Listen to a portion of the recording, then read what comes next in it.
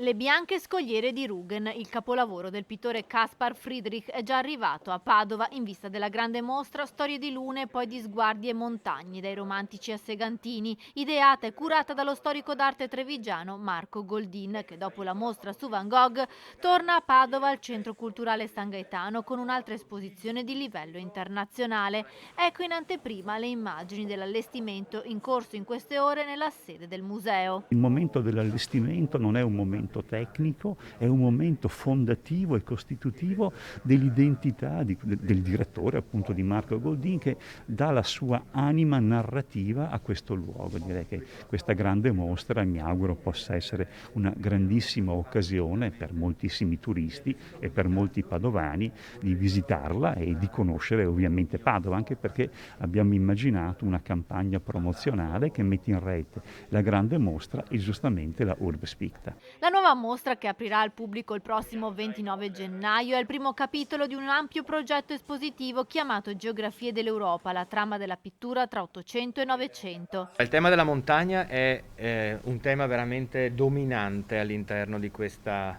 mostra, dalla prima alla, non dico all'ultima che siamo qui, alla penultima sala.